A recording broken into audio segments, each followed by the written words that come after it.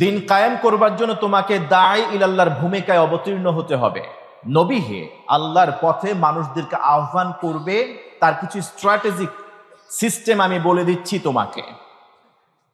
তুমি প্রথমত মানুষদেরকে আল্লাহর পথে আহ্বান করবে কৌশলের মধ্য দিয়ে। ওহী নাজিল হওয়ার আগের 40 বছর বিশ্বনবী নিজেকে নিয়ে কাজ করেছেন, নিজেকে গড়ে তুলেছেন। তিনি নিজেকে এমন এক অনন্য উচ্চতায় নিয়ে গিয়েছেন, তিনি ওই সময়ে উদাহরণের ব্যক্তিত্বে পরিণত হয়েছিলেন। He became a man of excellence, man of example. তাকে মানুষ উদাহরণ তুল্য মনে করত। রব্বুল আলামিন যুগে যুগে নবী রাসূলদেরকে প্রেরণ করেছেন তার এই জমিনে, তার এই দ্বীনকে কায়েম করবার জন্য। বললেন, আন আকিমুদ্দীন ওয়া লা তাতাফাররাকু ফীহি, সূরাতুশ শূরা 13তম আয়াত। তোমরা এই জমিনে আল্লাহর দ্বীন কায়েম করো, ওয়া লা তাতাফাররাকু ফীহি, এবং পরস্পর বিচ্ছিন্ন হয়ে যেও না। নবীজিকে আল্লাহ সুবহানাহু ওয়া তাআলা সর্বশেষ ও চূড়ান্ত নবী হিসেবে পাঠালেন, তার বারতা দিলেন আল্লাহর এই জমিনে যেন তিনি দ্বীন ইসলামকে কায়েম করতে পারেন। দ্বীন ইসলামকে কায়েম করবার নির্দেশনা দেওয়ার পাশাপাশি সূরাতুন নাহলের 125তম আয়াত আল্লাহ তাআলা তাকে জানিয়ে দিলেন এই আয়াতের মাধ্যমে, উদউ ইলা সাবিলি রাব্বিকা বিল হিকমা। দ্বীন কায়েম করবার জন্য তোমাকে দাঈ ইলাল্লাহর ভূমিকায় অবতীর্ণ হতে হবে। নবী হে, আল্লাহর পথে মানুষদেরকে আহ্বান করবে, তার কিছু স্ট্র্যাটেজিক সিস্টেম আমি বলে দিচ্ছি তোমাকে। তুমি প্রথমত মানুষদেরকে আল্লাহর পথে আহ্বান করবে কৌশলের মধ্য দিয়ে। তুমি সরাসরি মানুষকে আহ্বান করলে সবাই তোমার ডাকে সাড়া দেবে না। উদউ ইলা সাবিলি রাব্বিকা বিল হিকমা, আল্লাহর পথে আহ্বান করো হিকমা বা প্রজ্ঞার মধ্য দিয়ে। কৌশলে তুমি আল্লাহর পথে আহ্বান করো। আর যে শব্দ চয়ন করবে, মানুষের সাথে যে আচরণ করবে, সেই ক্ষেত্রে ওয়াল মাউইযাতিল হাসানা, উত্তম উপদেশের মাধ্যমে মানুষদেরকে আহ্বান করবে আল্লাহর পথে। বিশ্বনবী সাল্লাল্লাহু আলাইহি ওয়াসাল্লামের নবুয়তের 23 বছর পুরো লাইফ স্টাইলটা যদি আপনি ভালো করে পর্যবেক্ষণ করেন, স্টাডি করেন, তাকে যদি এক্সপ্লোর করেন, দেখতে পাবেন আল্লাহ রাসূল সাল্লাল্লাহু আলাইহি ওয়াসাল্লামের এই নবুয়তি জিন্দেগিতে মানুষকে আল্লাহর পথে আহ্বান করার ক্ষেত্রে হিকমা এর কতটা আশ্রয় তিনি নিয়েছিলেন। তার জীবনের প্রতিটি কথা, প্রতিটি পদক্ষেপ, প্রতিটি সিদ্ধান্ত, প্রতিটি কাজ হিকমার বাইরে ছিল না।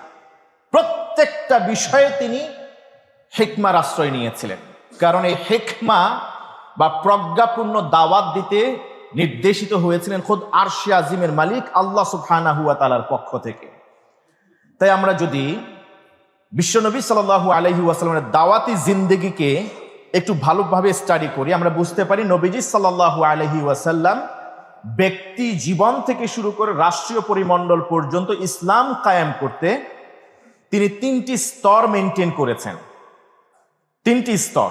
প্রথম স্তর, তিনি ব্যক্তি নিয়ে কাজ করেছেন। যখন ব্যক্তি উপযুক্ত হলো, এরপরে তিনি সমাজ নিয়ে কাজ করেছেন। সমাজ যখন আল্লাহ তাআলার ওহী ধারণ করবার মতো উপযুক্ত মানুষে পরিণত হলো, উপযুক্ত পরিবেশ তৈরি হলো, তখন তিনি 3য় স্তরের দিকে গেলেন, সেটি হলো রাষ্ট্রীয় পরিবর্তন সংস্কার। তিনি জীবনের শুরু থেকেই রাষ্ট্র নিয়ে কাজ করেন নাই। তার জীবনের প্রথম স্তর ছিল ব্যক্তি নিয়ে কাজ করা, দ্বিতীয় স্তর হলো সমাজ নিয়ে কাজ করা, এবং তৃতীয় এবং লাস্ট স্টেজ হলো তিনি রাষ্ট্র নিয়ে কাজ করেছেন। আমরা যদি একটু কোরআন সুন্নাহর আলোকে পরখ করে দেখি, তাহলে আমরা বুঝতে পাবো যে বিশ্বনবী সাল্লাল্লাহু আলাইহি ওয়াসাল্লাম তার দাওয়াতি জিন্দেগি পুরোটা সময় কিভাবে কৌশল অবলম্বন করেছিলেন। যখন তিনি ব্যক্তি জীবন নিয়ে কাজ করলেন, প্রথমে নিজেকে পরিশুদ্ধ করলেন। আপনি ওহী নাজিল হওয়ার আগের 40 বছর বিশ্বনবী নিজেকে নিয়ে কাজ করেছেন, নিজেকে গড়ে তুলেছেন। তিনি নিজেকে এমন এক অনন্য উচ্চতায় নিয়ে গিয়েছেন, তিনি ওই সময়ে উদাহরণের ব্যক্তিত্বে পরিণত হয়েছিলেন। He became a man of excellence, man of example. তাকে মানুষ উদাহরণ তুল্য মনে করত। এই জন্য ওই সময় মানুষ তাকে সত্যবাদী উপাধি দিয়েছিল, মানুষ তাকে বিশ্বস্ত বলে উপাধি দিয়েছিল।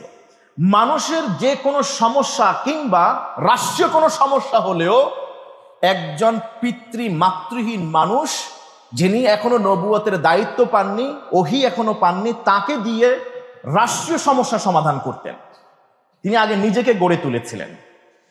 তিনি তার নবুয়ত পাওয়ার আগে কিংবা ওহী অবতীর্ণ আনুষ্ঠানিকভাবে শুরু হওয়ার আগে জীবনে কখনো মিথ্যা কথা বলেন নাই, কখনো ধোঁকাবাজি করেন নাই, কখনো প্রতারণা করেন নাই, ওয়াদার বরখেলাফ করেন নাই, কখনো হারাম খান নাই, কখনো মানুষের সম্পদ নষ্ট করেন নাই, কখনো মানুষকে তুচ্ছ তাচ্ছিল্য করেন নাই।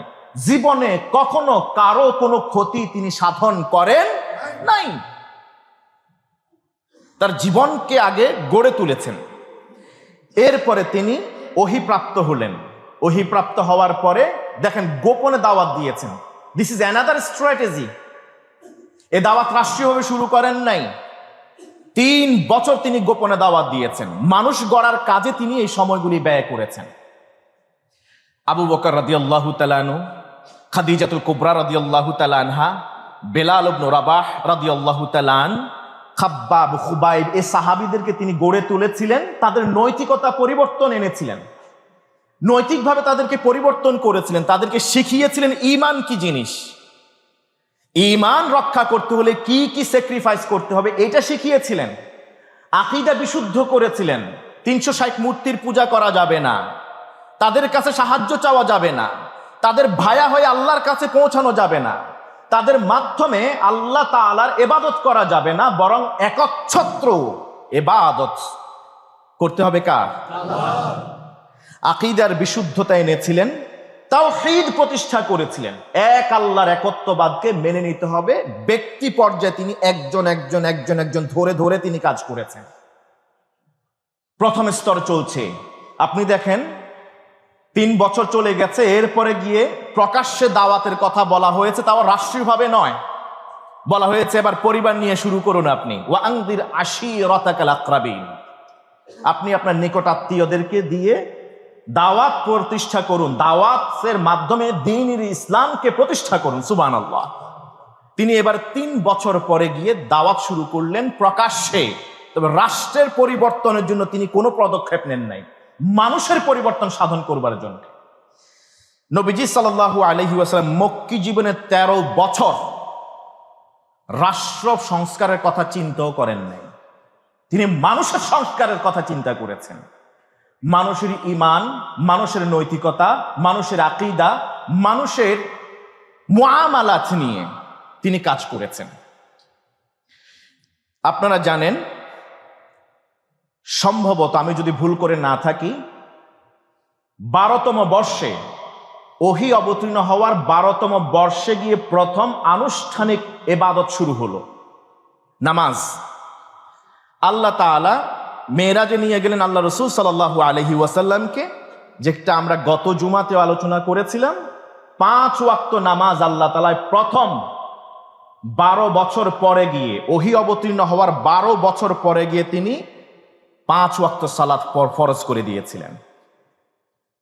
এই 12 বছর আগ পর্যন্ত সময়টা বিশ্ব নবী, এর আগে নামাজ ছিল না, রোজা ছিল না, যাকাত ছিল না, হজ ছিল না।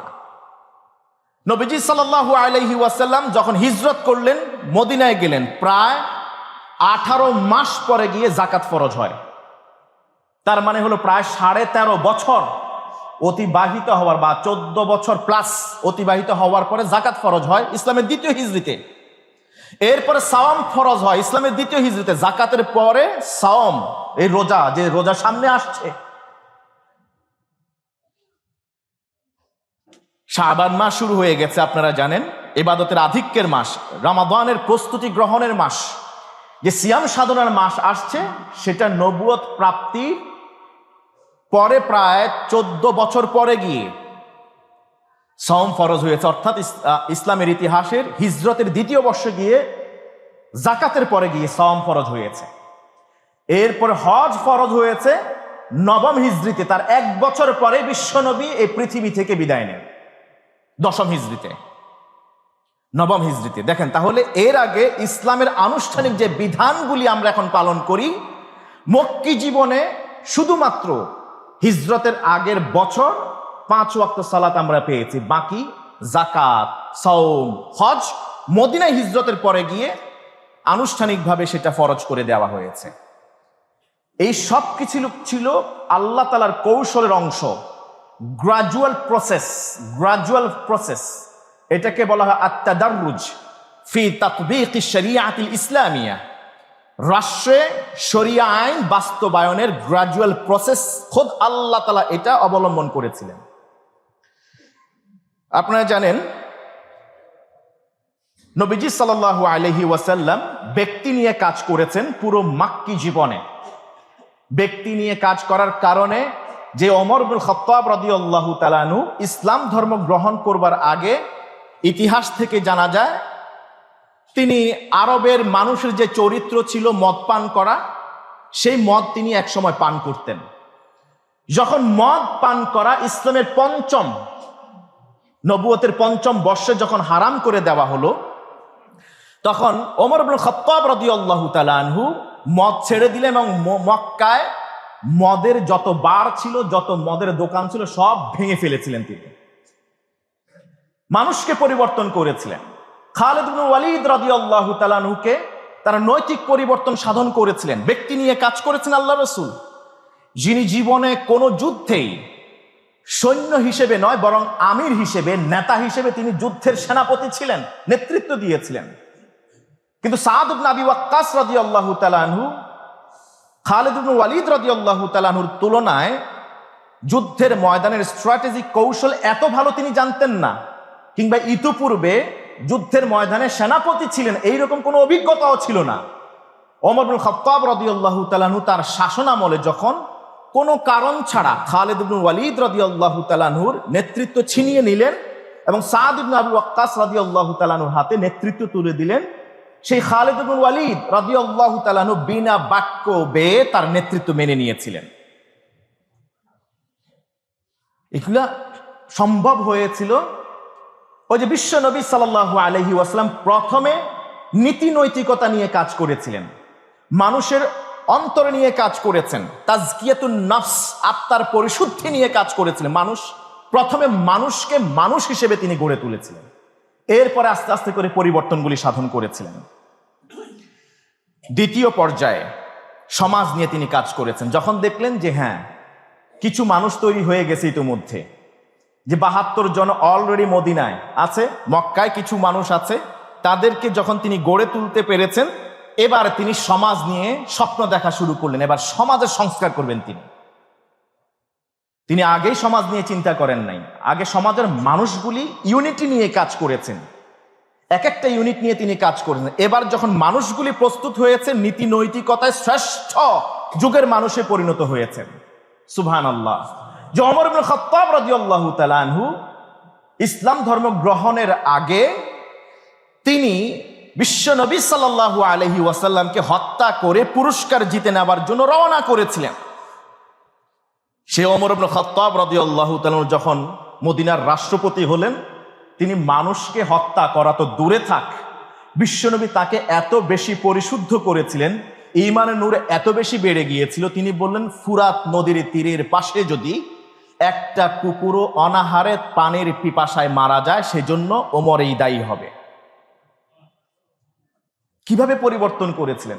যদি ওমরের ব্যক্তি জীবনকে পরিবর্তন না করতেন, তাহলে হয়তোবা ওমর ইসলাম ধর্ম গ্রহণ করার আগে যেমন ছিল শুধুমাত্র নাম পাল্টাতো কিংবা পরিচয় পাল্টাতো, আমূল কোনো পরিবর্তনই হতো না সমাজের।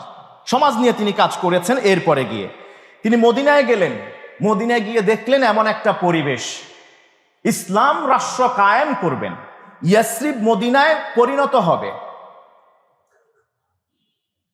মদিনায় যাওয়ার পরে দেখলেন ওরে আল্লাহ, সেখানে তো 2/3 2/3 আশেপাশে কম বা বেশি ইতিহাস বলে ইহুদি সম্প্রদায়, বনে কুরাইজা, বনু বকর, বনু মাখজুম, এই যে গোত্রগুলি, বনু কাইনুকা, এগুলি পরস্পর বিবাদের মধ্যে লিপ্ত ছিল। ভাইয়ে ভাইয়ের কোনো মর্যাদা ছিল না, কোনো সম্মান ছিল না। একই পরিবারে ভাইয়ে ভাইয়ের মধ্যে দ্বন্দ্ব, এবং অধিকাংশ মানুষ, 2/3 মানুষ তারা ইহুদি। আর মুসলমান মদিনায় বিশ্বনবী সাল্লাল্লাহু আলাইহি ওয়াসাল্লাম যাওয়ার পরে দেখলেন তারাই সংখ্যালঘু, সংখ্যাগরিষ্ঠ অমুসলিম। সেখানে গিয়ে তিনি সর্বপ্রথম গিয়ে বলেন নাই যে আমি মদিনায়, কোরআন তো নাজিল হওয়া শুরু হয়েছে আজ থেকে প্রায় 13 বছর আগে, ওহী অবতীর্ণ শুরু হয়েছে, অতএব রাষ্ট্র ধর্ম ইসলামকে পরিপালন করবার জন্যে মদিনায় গিয়ে কোরআনকে সংবিধান হিসেবে তিনি গ্রহণ করবেন। কোরআনকে সেখানে সংবিধান হিসেবে, কনস্টিটিউশন হিসেবে তিনি পরিচয় করিয়ে না দিয়ে বরং কি করলেন, charter of Medina, constitution of Medina, যেটা হাতের লেখা পৃথিবীর প্রথম সংবিধান বলা হয়, যা বিশ্বনবী সাল্লাল্লাহু আলাইহি ওয়াসাল্লাম রচনা করেছিলেন। কারণ খুব স্বাভাবিক, মদিনার মানুষ 2/3 ইহুদি, তারা স্বাভাবিকভাবে কোরআনকে রাষ্ট্রে সংবিধান হিসেবে মেনে নেবেন না। তাই তিনি গ্রাজুয়াল প্রসেস হিসেবে মদিনায় যাওয়ার পরে চার্টার অব মদিনা, সেখানে তিনি সেটা রচনা করলেন। এবং চার্টার অব মদিনায় সেখানে ইসলামের মুসলিমদের অধিকার নিয়ে কথা বলা হয়েছে, পাশাপাশি ইহুদিদের অধিকার, অন্যান্য গোত্রের অধিকার, তাদের বিচার ব্যবস্থা, প্রতিরক্ষা নীতি, নাগরিক দায়িত্ব, এইগুলো নিয়েও চার্টার অব মদিনাতে আলাদা আলাদা ক্লজ করা হয়েছে, পলিসি করা হয়েছে। কিন্তু এই সব কাজ করার আগে তিনি প্রথমে যে কাজটা করলেন, যে সমাজের সামাজিক শৃঙ্খলা বজায় রাখবার জন্য, ভাইয়ে ভাইয়ে দ্বন্দ্ব দূর করবার জন্য, ওয়ালা তাতাফাররাকু ফি, বিচ্ছিন্নতাবাদ, এটাকে এড়িয়ে যাবার জন্য আল্লাহ রাসূল সাল্লাল্লাহু আলাইহি ওয়াসাল্লাম মদিনায় গিয়ে প্রথম যে কাজ করলেন, ভাইয়ে ভাইয়ে দুইজনের মাঝে বন্ধুত্ব তৈরি করে দিলেন। মুআখাত বলা হয়, ভ্রাতৃত্বের বন্ধন তিনি তৈরি করে দিলেন। যেমন মদিনায় গেলেন, ওই যে মানুষগুলোকে আগে তৈরি করেছেন, মদিনায় আছে হযরতে সাদ ইবনে রাবিয়া রাদিয়াল্লাহু তাআলা আনহু, তিনি আনসার সাহাবী। মক্কা থেকে সবচেয়ে ধনী মানুষ আব্দুর রহমান ইবনে আউফ, আশারে মুবাশশারের একজন শুভ সংবাদ প্রাপ্ত সাহাবী, মদিনায় গেলেন হিজরত করে, মুহাজির। এখন তার হাতে না সম্পদ আছে, না স্ত্রী আছে, কোনো কিছুই নাই, সব মক্কায় শেষ করে চলে আসেন খালি হাতে, রিক্ত হস্তে তিনি হিজরত করে মদিনায় চলে গেলেন বিশ্ব নবীর সাথে সাল্লাল্লাহু আলাইহি ওয়াসাল্লাম। নবীজি সাল্লাল্লাহু আলাইহি ওয়াসাল্লাম মদিনায় যাওয়ার পরে সাদ ইবনে রাবিয়া, আব্দুর রহমান ইবনে আউফ, এই দুজনের মাঝে ভ্রাতৃত্বের বন্ধন কায়েম করে দিলেন, যে আজকে থেকে তোমরা দুইজন ভাই ভাই, ইন্নামাল মুমিনুনা ইখওয়া, ভাই ভাই, তোমাদের বাবা আলাদা, মা আলাদা, ঘর আলাদা, দেশ আলাদা, তোমাদের সবকিছু আলাদা, তোমাদের দেশের দূরত্ব প্রায় 500 কিলোমিটার আলাদা, কিন্তু আজকে থেকে তোমরা ইসলামের স্বার্থে, ঈমানের স্বার্থে তোমরা ভাই ভাই।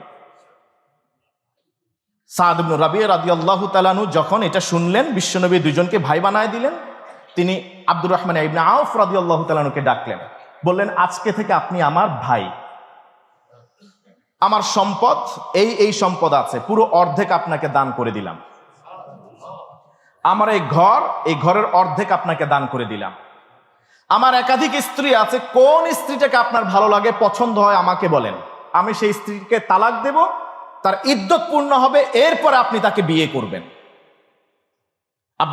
আব্দুর রহমান ইবনে আউফ রাদিয়াল্লাহু তাআলা এরপরে বললেন, দুল্লুনি আলা সুক, দুল্লুনি আলা সুক, আমি তো ব্যবসায়ী মানুষ, মক্কার সবচেয়ে ধনীদের অন্যতম একজন ছিলাম, ইসলামের তরে সব ব্যয় করলাম, খালি হাতে এখন আসছি, ইসলাম আমাকে এটা শেখায়নি অন্যের দ্বারস্থ হওয়ার জন্যে, বিশ্বনবী আমাকে আপনার ভাই বানিয়ে দিয়েছেন, ওকে, কিন্তু আপনার সম্পদ অর্ধেক করে আপনার স্ত্রী একজনকে তালাক দিয়ে কিংবা আপনার ঘর ভাগ করে নিয়ে যাওয়া, এটা আমার উদ্দেশ্য না, বরং আমাকে বলেন বাজারটা কোন দিকে, আমি বাজারে যাব আর সেখানে ব্যবসা করব, এবং সেই ব্যবসা থেকে অর্জিত অর্থ এই সংসারে আমিও ব্যয় করব, আপনার কোনো স্ত্রীকেই তালাক দিতে হবে না।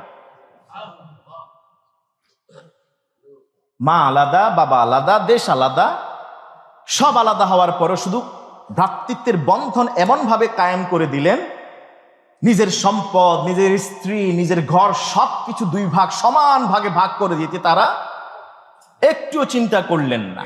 সুবহানাল্লাহ, ভ্রাতৃত্বের বন্ধনে আবদ্ধ করে দিলেন। যখন দেখলেন যে না, হ্যাঁ, আস্তে আস্তে করে ওই যে বছর পর বছর, যুগের পর যুগ ধরে যেই সব সমস্যা ছিল, তুচ্ছ সাধারণ বিষয়ে তাদের মাঝে ঝগড়া ছিল, এগুলি ভ্রাতৃত্বের বন্ধন কায়েম করার কারণে আস্তে আস্তে সব কিছু মিনিমাইজ হয়ে আসছে। এবার পরিবারের দিকে তিনি নজর দিলেন। পরিবারে ভাঙ্গন, পরিবারে স্ত্রীদের কোনো অধিকার নাই, নারীদের কোনো অধিকার নাই, শিশুদেরকে গণহত্যা করা হয়, কন্যা সন্তান হলে তার কথাই নাই, তার জন্মের খবর পর্যন্ত আরবের মানুষদেরকে জানতে দেওয়া হয় না। বরং যখন আগে ভাগে শুনে, যেহেতু আগে টেস্ট করার কোনো সুযোগ ছিল না এটা ছেলে হবে নাকি মেয়ে হবে এখনকার মতো করে, জন্মের পরে যখন জানতো এটা মেয়ে হয়েছে, গোপনে তাকে হত্যা করা হতো।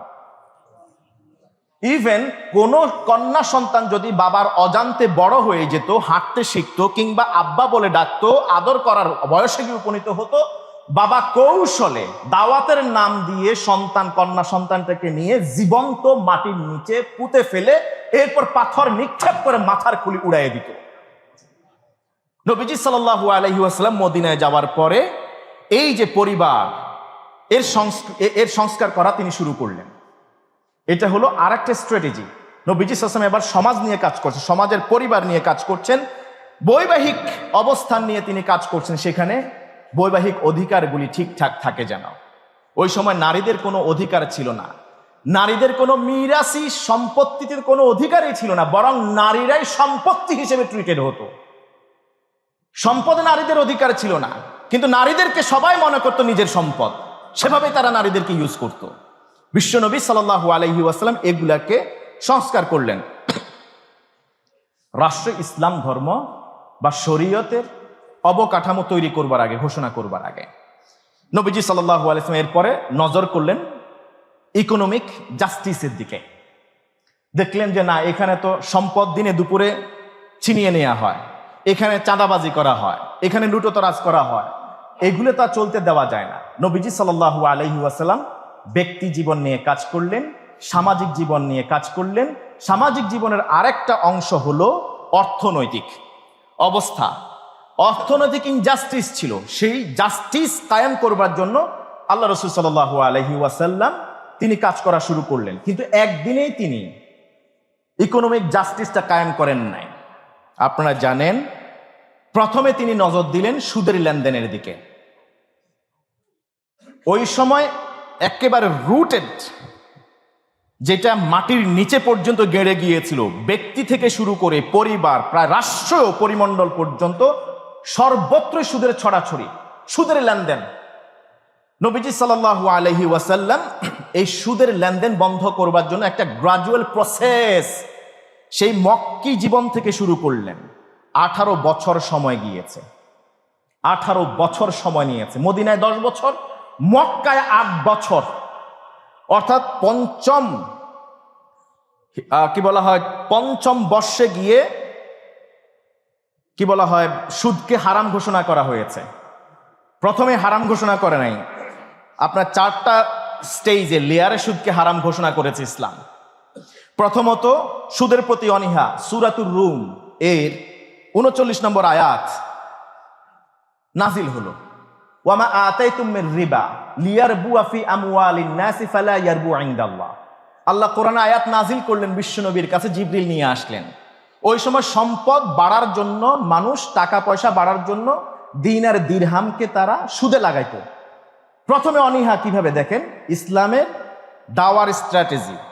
প্রথমে আল্লাহ তাআলা বলেন, ওয়ামা আতাইতুম মির রিবা, তোমরা সুদে যা দাও মানুষকে, লিয়ারবুয়া ফি আমওয়ালিন নাস, তোমরা মনে করো সেটা মানুষের সম্পদ বেড়ে যাবে সুদে লাগানোর পরে, ফালা ইয়ারবু ইনদাল্লাহ, জেনে রাখো এটা আল্লাহর নজরে বাড়ে না।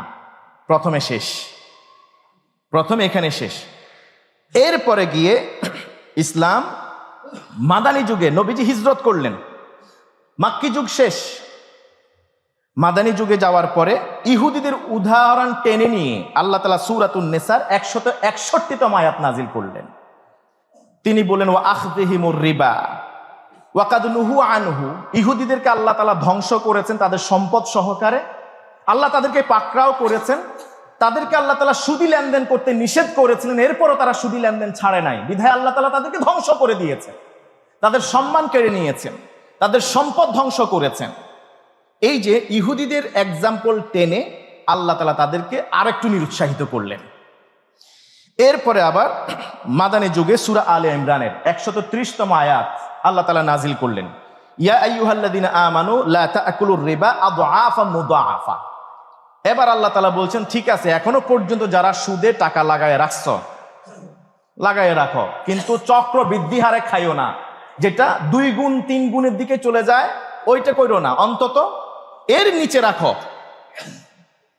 এর নিচে রাখো, চক্রবৃদ্ধি হারে খাইও না। স্বাভাবিকভাবে যারা লাগায় রাখছো ওকে ঠিক আছে আপাতত, কারণ এটা তো সেই আয়ামে জাহিলিয়া থেকে বেস্ট রুটেড হয়ে গিয়েছে, এটা মূলোৎপাটন করা এত সহজ না। একজন মানুষকে যে চেইন স্মোকার, তাকে যদি আপনি আজকেই বলেন যে আজকেই তুমি এখন থেকেই সিগারেট খাওয়া টোটালি বন্ধ করে ফেলবে, সিগারেট খাওয়া তোমার জন্য হারাম, আপনার বলাও ঠিক নাই, সে আপনার কথা মানবেও না, কারণ সে তো চেইন স্মোকার।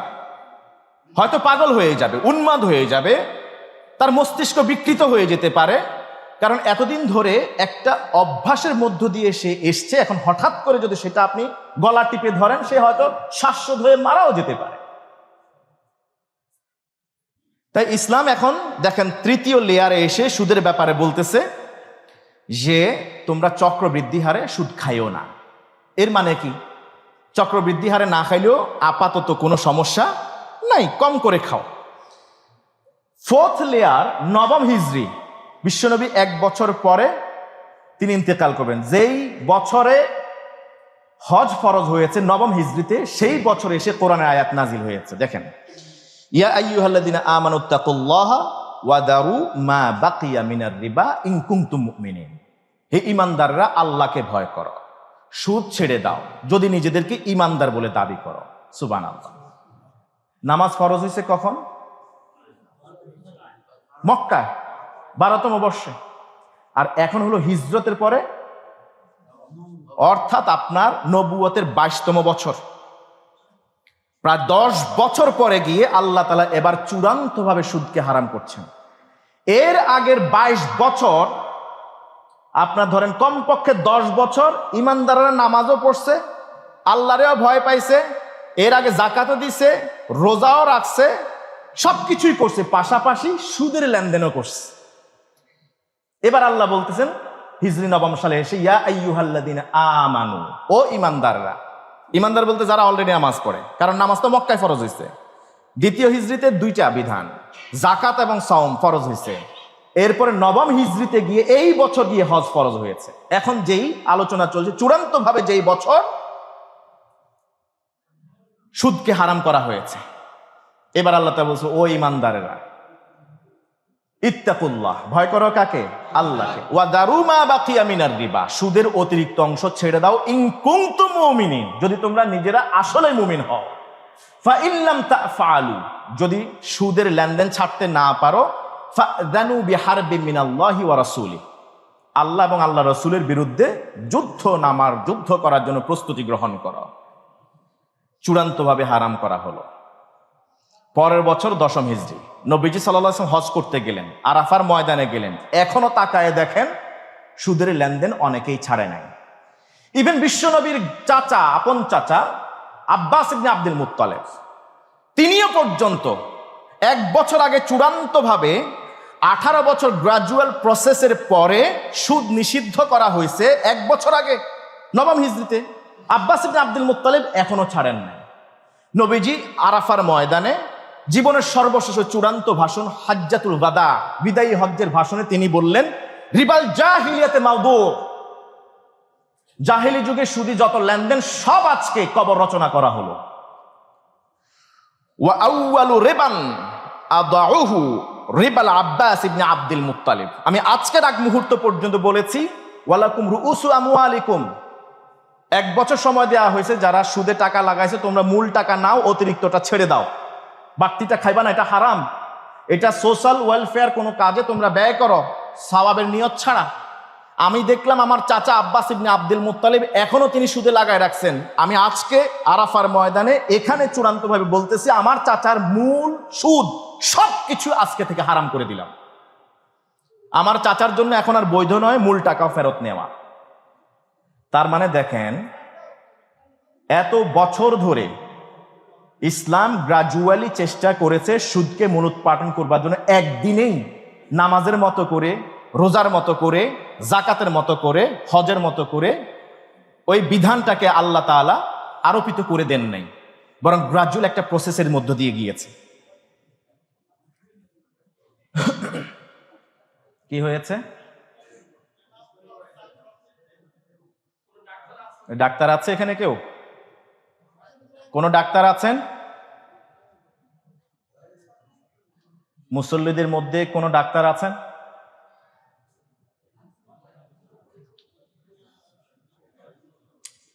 মসজিদ কমিটির কেউ যদি থাকেন সহযোগিতা করুন।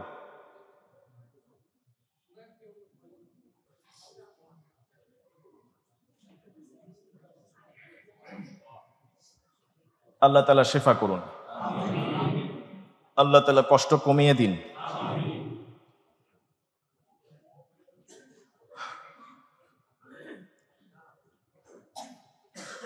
নবীজি সাল্লাল্লাহু আলাইহি ওয়াসাল্লাম ব্যক্তি জীবন নিয়ে কাজ করেছেন, অন্তরের পরিশুদ্ধি এনেছেন, মানুষদেরকে সোনার মানুষে পরিণত করেছেন।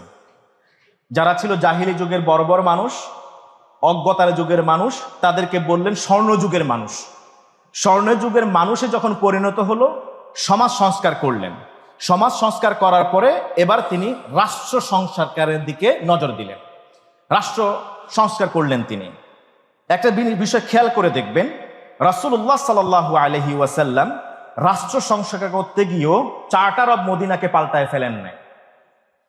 কারণ চার্টার অব মদিনা বা কনস্টিটিউশন অব মদিনা যা করা হয়েছিল, কোনোটাই কোরআনের এবং বিশ্বনবীর আদর্শের বাহিরে কোনো আইন সেখানে ছিল না। আমাদের দেশে বাংলাদেশের সংবিধান যদিও বহুবার সংস্কার হয়েছে, বলা হয়ে থাকে, আমরা যতটুকু জানি তার সিংহভাগই কোরআন সুন্নাহর মতো করে করা হয়েছে। মুষ্টিমেয় কয়েকটি, যেমন মুসলিম পারিবারিক আইনের অধিকাংশই শরিয়া সম্মত, কিছু কিছু আইন শরিয়ার বিরুদ্ধে আছে। সংবিধানেরও ম্যাক্সিমাম সিংহভাগ বাংলাদেশের সংবিধানের কোরআন সুন্নাহর মতো করেই আছে, কোরআন সুন্নাহর বাইরে না। কিছু কিছু আছে সংস্কার করা দরকার, কিন্তু এইটার মানে এইটা নয় যে সংবিধান ছুঁড়ে ফেলতে হবে, সংবিধান ফেলে দিতে হবে, কোরআন ছাড়া অন্য কোনো সংবিধান দিয়ে রাষ্ট্র পরিচালনা করা যাবে না। চার্টার অব মদিনা দিয়ে আল্লাহ রাসূল সাল্লাল্লাহু আলাইহি ওয়াসাল্লাম বিশ্বের বৈপ্লবিক পরিবর্তন সাধন করেছিলেন। ইয়াসরিবকে মদিনায় পরিণত করেছিলেন, মদিনাতুর রাসূল করেছিলেন চার্টার অব মদিনা দিয়ে। যেই চার্টার অব বা কনস্টিটিউশনের একটা পলিসি কিংবা আইন বা রোল কোরআন সুন্নাহর বাইরে ছিল না, কোরআন সুন্নাহ সাংঘর্ষিক ছিল না। নবীজি সাল্লাল্লাহু আলাইহি ওয়াসাল্লাম সেটাই করলেন। আল্লাহ রাসূল সাল্লাল্লাহু আলাইহি ওয়াসাল্লাম যখন রাষ্ট্র পর্যায়ে তিনি ইসলামকে প্রতিষ্ঠিত করতে প্রস্তুতি গ্রহণ করলেন, তখন নজর দিলেন বিচারের দিকে। কত পরে এসে দেখেন হুদুদের কথা আসলো, বিচারের কথা। ইসলাম একদিনেই কায়েম হয় নাই, নচেত ওহী পাওয়ার প্রথম দিন থেকে আল্লাহ রাসূল সাল্লাল্লাহু আলাইহি ওয়াসাল্লাম যুদ্ধ ঘোষণা করে দিতেন। সেটা করা হয় নাই। 13 বছর মাইর খাইছেন, 3 বছর গোপনে দাওয়াত দিছেন। মদিনায় যাওয়ার পরেও 1.5 বছর করে পরে গিয়ে বদরের যুদ্ধ হয়েছে, তাও আল্লাহ তাআলার নির্দেশে। সুবহানাল্লাহ। মদিনায় গেলেন আল্লাহ রাসূল সাল্লাল্লাহু আলাইহি ওয়াসাল্লাম, এবার তিনি ন্যায় বিচার প্রতিষ্ঠা করবার দিকে নজর দিলেন। জাস্টিস, আদালত প্রতিষ্ঠা করবার জন্য তিনি সর্বোচ্চ চেষ্টা করলেন। দণ্ডবিধি, অপরাধের শাস্তি তিনি প্রয়োগ করা শুরু করলেন। মজার বিষয় হলো, এই যে দেশে শরিয়া আইন বাস্তবায়ন হলে আমাদের কেন যেন একটা কষ্ট অনুভব করি। আমরা মনে করি শরিয়া আইন দিয়ে দেশ চালালে হয়তো কারো হাত থাকবে না। তোমার কথা কয় না? কারণ শরিয়ার আইন হলো চোর পাইলেই হাত কাটো। আচ্ছা, আমাকে বলেন তো, বিশ্ব নবী সাল্লাল্লাহু আলাইহি ওয়াসাল্লাম কোরআন দিয়ে রাষ্ট্র পরিচালনা করেছেন অন্তত পক্ষে মদিনায় যাওয়ার পরে 10 বছর। এরপরে 30 বছর খোলাফায়ে রাশিদিন তারা রাষ্ট্র পরিচালনা করেছিলেন। কয়জন চোরের হাত কাটা গেছে আপনারা জানেন? আপনারা তো হজে যান, মক্কায় যান, মদিনায় যান, এখনো তো রাষ্ট্র ধর্ম সেখানে কোরআন চলে। তা আরবিদেরকে দেখার পরে কয়জনের হাত কাটা দেখছেন? মা কথা কয় না কেন? আপনার ডানে বাঁয়ে তাকায় দেখেন না একজনের হাত নাই আরেকজনের পা নাই এরকম? সেখানে তো কোরআনের সংবিধান চলছে। হ্যাঁ, অনেক কিছুই তারা তাদের মতো করে করছে, কিন্তু এই সব ক্ষেত্রে, বিধানের ক্ষেত্রে, হুকুম হুদুদের ক্ষেত্রে তো তারা কোরআনের আইনকে মেনে চলছে। আপনি ইতিহাস খুলে দেখেন, সর্বোচ্চ 4 জন থেকে 6 জনের কথা পাওয়া যায়। পুরো 30 বছর 40 বছর নবীজি সাল্লাল্লাহু আলাইহি ওয়াসাল্লাম 10 বছর, এরপরে 30 বছর জিন্দেগিতে চোর শাস্তি পেয়েছে মাত্র 4 থেকে 5 জন বা 6 জন সর্বোচ্চ। কিন্তু চুরি ছিল না সমাজে, চুরি শেষ হয়ে গেছে, মানুষের সম্পদ ছিনিয়ে নেওয়া বন্ধ হয়ে গেছে, শাস্তি পাইছে মাত্র 4 থেকে 6 জন। আপনারা এটা জানেন, আল্লাহ তাআলা কোরআন আয়াত নাজিল করলেন, ওয়াসসারিকু ওয়াসসারিকাতু ফাকতাউ আইদিয়াহুমা, যে চুরি করুক, ছেলে হোক আর মেয়ে, হাত কেটে দাও। এই আইন চালু হয়েছে 7ম হিজরিতে, অর্থাৎ বিশ্বনবী সাল্লাল্লাহু আলাইহি ওয়াসাল্লাম পৃথিবী থেকে বিদায় নেওয়ার 3 বছর আগে, 7ম হিজরিতে। এই আইন চালু হওয়ার আগে, চুরির বিধান চালু হওয়ার আগে আল্লাহ সুবহানাহু ওয়া তাআলা 2য় হিজরিতে, প্রায় আপনার কি বলা হয় কত বছর, 5 বছর আগে যাকাতের বিধান ফরজ করলেন। আল্লাহ তাআলার কৌশল দেখেন, আগে যাকাত, 5 বছর আগে যাকাত ফরজ করলেন। 5 বছরে যাকাতের সম্পদ তুখাযু মিন আগনিয়াহিম ফাতুরাদ্দু আলা ফুকারাইহিম, ধনীদের থেকে রাষ্ট্রীয়ভাবে যাকাত নিলেন আল্লাহ রাসূল, গরিবদের মাঝে বন্টন করলেন। যখন সম্পদশালী হলেন, মানুষের অভাব দূরীভূত হলো, দারিদ্র ঘুচিয়ে গেল, এবার তিনি 7ম হিজরি 5 বছর পরে যাকাত ফরজ হওয়ার, এরপরে চোরের শাস্তির বিধান আল্লাহ তাআলা নাজিল করলেন। ইসলাম এতটা অবৈজ্ঞানিক নয়, আগে চুরির বিধান তারপরে যাকাত, আগে যাকাত তারপরে চুরির বিধান, এবং এর মাঝে ছিল দীর্ঘ 5 বছর সময়। আমাদের দেশে তো আমি বিশ্বাস করি, যদি 5 বছর টানা যাকাত রাষ্ট্রীয়ভাবে সংগ্রহ করা হতো, তাহলে মানুষদেরকে, বর্তমানে বাংলাদেশে মানুষদেরকে একাধারে যাকাত এবং ট্যাক্স দুইটা দেয়া লাগতো না। 5 বছর পরে বাংলাদেশে গরিব মানুষ, বস্তুহারা বাস্তুহারা মানুষ খুঁজে পাওয়া যেত,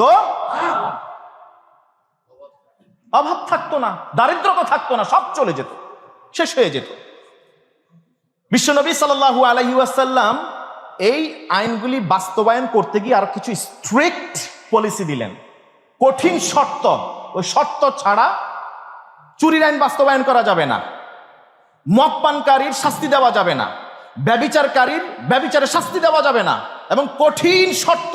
যেমন একটার কথা বলি আমরা, চোর যদি চুরি করে নেশাব পরিমাণ সম্পদ চুরি করতে হবে। নেশাবের কম হলে যেমন যাকাত নাই, নেশাবের কম হলে যেমন কুরবানি নাই, নেশাবের কম চুরি করলে চোরের হাত কাটা যাবে না। নবীজি সাল্লাল্লাহু আলাইহি ওয়াসাল্লাম বলেন, লা তুকতাউ ইয়াদুস সারিক, চোরের হাত কাটা যাবে না, ইল্লা ফি রুবুই দিনারিন ফাসাইদান, 1 দিনারের 1/4 কম যদি চুরি করে হাত কাটা যাবে না। প্রথম শর্ত। দ্বিতীয় শর্ত হলো, যা চুরি করছে সেটা লক এন্ড কি থাকতে হবে। কারো লকার ভেঙে, কারো জায়গা থেকে, গচ্ছিত জায়গা থেকে যদি নিয়ে যায়, তখন সে চোর হিসেবে সাব্যস্ত হবে। তবে শর্ত হলো, ওই সেই চুরিকৃত সম্পদ ওই নেশাব পরিমাণ হইতে হবে। সন্দেহ আছে, সন্দেহ শুবহাত আছে, আইন বাস্তবায়ন করা যাবে না। ওই যে দেখছি, তখন আমি ছিলাম নাবালেগ, এমন একজনকে সাক্ষী রাখছে নাবালেগ, সে দেখছে নাকি 3 কিলোমিটার দূরে থেকে। এইরকম সন্দেহ সংশয়পূর্ণ কোনো আইন বাস্তবায়ন করা যাবে? হ্যাঁ, আমি শুনছি, এটা একটা সাক্ষী, সে চুরি করছে, হবে না। এবং দারিদ্র যদি থেকে থাকে, ক্ষুধার তাড়নায় দারিদ্রের সময় যদি চুরি করে, ওই চোরকে চোর হিসেবে সাব্যস্ত করা যাবে না। খলিফা ওমর ইবনে খাত্তাব রাদিয়াল্লাহু তাআলা আনহু তার আমলে, শাসন আমলে 8ম বছরে একজন চুরি করছে। চুরি করার পরে ওই সময় তার আমুর রামাদা চলতেছিল, দুর্ভিক্ষের বছর। সে দুর্ভিক্ষের বছরে চুরি করছে। চুরি করার পরে তাকে নিয়ে আসা হলো, আমিরুল মুমিনিন হদ কায়েম করেন। আমিরুল মুমিনিন বললেন, এখন আমুর রামাদা, দুর্ভিক্ষের বছর চলতেছে, এই বছর চুরি করার দায়ে কারো হাত কাটা যাবে না। মুসান্নাফে আব্দুর রাজ্জাকে এই হাদিস উদ্ধৃত হয়েছে, 10ম খণ্ডে 212তম পৃষ্ঠা। অর্থাৎ দুর্ভিক্ষ যদি না থাকে, ক্ষুধার তাড়নায় আমরা তো অনেকেই দেখি রাস্তার বস্তিওয়ালা অনেক সময় দেখা যায় ছোট ছোট বাচ্চারা একটা রুটি নিয়ে চলে যায়, ওই রুটিটা চুরি করছে কেন এই জন্য তাকে ওই রাস্তায় বেধড়ক গাছের সাথে বেঁধে পিটিয়ে মেরে ফেলা হয়। এই কাজ যারা করে তারা আসলে মুসলিম না, মুসলমানদের এই আচরণ হতে পারে না। দেখেন, এই হদ ব্যক্তি নিজে কিন্তু এটা কায়েম করে নাই। কখন? যখন রাষ্ট্রে ইসলাম কায়েম হয়েছে। এই আইন বাস্তবায়ন করবে সরকার। যখন স্টেট হবে মুসলিম রাষ্ট্র, সেই মুসলিম রাষ্ট্রের রাষ্ট্রপ্রধান এটা এই হুকুম, এই হদ সেটা বাস্তবায়ন করবে, বিচারক সেটা বাস্তবায়ন করবে। কিন্তু ব্যক্তি বিশেষে এই আইন তুলে নেওয়ার কোনো বিধান, অনুমোদন ইসলামে নাই। সফওয়ান রাদিয়াল্লাহু তাআলা আনহুর চাদর চুরি হয়েছিল, চোরের ধরে নিয়ে আসা হয়েছে। এরপরে যখন বিশ্বনবী সাল্লাল্লাহু আলাইহি ওয়াসাল্লাম হদ কায়েম করতে গেলেন, ওই যে 4 থেকে 6 জনের মধ্যে এই 2 জনের কথা বলে ফেলতেছে। নবীজি সাল্লাল্লাহু আলাইহি ওয়াসাল্লাম যখন হদ কায়েম করতেছেন, হাত কাটবে, এই মুহূর্তে সফওয়ান বললেন যে, ইয়া রাসূলুল্লাহ, আমি চাই নাই তার হাত কেটে যাক, আমি তাকে এটা দান করে দিলাম, চাদরটা সে নিয়েছে। বিশ্বনবী সাল্লাল্লাহু আলাইহি ওয়াসাল্লাম বললেন, ধমক দিয়ে বলেন, এখন কেন, সেটা আগে কেন বলো নাই? সুবহানাল্লাহ, ধমক দিলেন উল্টা তাকে। জানেন, সেই ফাতেমা বিনতুল আসওয়াদ, ফাতেমা বিনতুল আসওয়াদ মাখজুম গোত্রের ওই নারী, সম্ভ্রান্ত নারী, চুরি করছিল একটা বর্ম। চুরি করার পরে তার বিরুদ্ধে অভিযোগ আসলো আল্লাহ রসুলের কাছে। নবীজি সাল্লাল্লাহু আলাইহি ওয়াসাল্লাম হদ শাস্তি কায়েম ঘোষণা করে দিলেন, হাত কাটা যাবে। নবীজির কাছের স্নেহস্পদ সন্তান এসে আল্লাহ রসুলকে বলেন, ইয়া রাসূলুল্লাহ, কোন রকম ওনাকে মাফ করে দেয়া যায় না?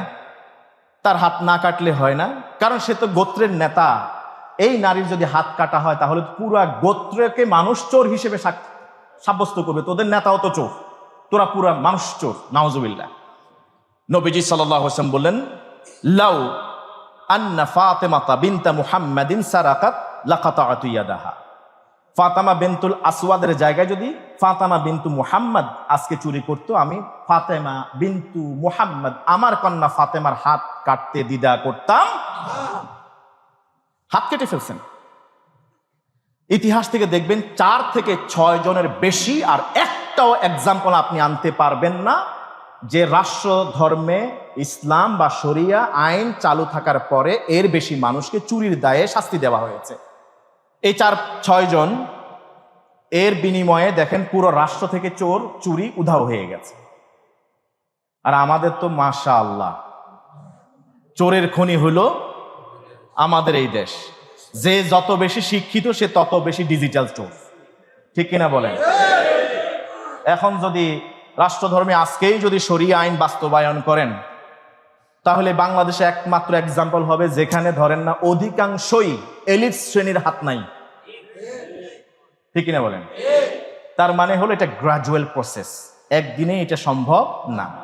আলহামদুলিল্লাহ, আমরা এমন একটা দেশে জন্মগ্রহণ করেছি, আমাদের জন্ম থেকে মৃত্যু পর্যন্ত ইসলামী শরিয়া অনুযায়ী হয়। জন্ম হয়, আজান হয়, একামত হয়, নামাজ পড়ি, রোজা রাখি, হজ করি, যাকাত দেই, জানাজা হয়, বিয়ে হয়, সবকিছুই ইসলামী শরিয়া অনুযায়ী হয়। সুবহানাল্লাহ। আপনি মনে করেন নামাজ পড়ি আমরা, এটাও শরিয়া, রোজা রাখি শরিয়া, হজ করি শরিয়া, যাকাত দেই শরিয়া, কোরবানি করি শরিয়া, ঈদের নামাজ পড়ি শরিয়া, বিয়ে করি শরিয়া, তালাক দেই শরিয়া, সবকিছুই ম্যাক্সিমাম আমরা যেটা বললাম শরিয়ার আইন মেনেই আমরা করছি আলহামদুলিল্লাহ। অল্প কিছু আছে যেটা আমরা ইতিপূর্বেই বলেছিলাম, যেগুলা শরিয়ার আইনের বাইরে কিছুটা সাংঘর্ষিক, সেগুলি কিন্তু আল্লাহ রাসূল সাল্লাল্লাহু আলাইহি ওয়াসাল্লাম যেমনি ভাবে একদিনেই সমাধান করেন নাই। যেমন মদ, মদিনা থেকে, রাষ্ট্র থেকে মদকে নিষিদ্ধ করতে 13 থেকে 15 বছর সময় নিয়েছিলেন আল্লাহ রাসূল সাল্লাল্লাহু আলাইহি ওয়াসাল্লাম।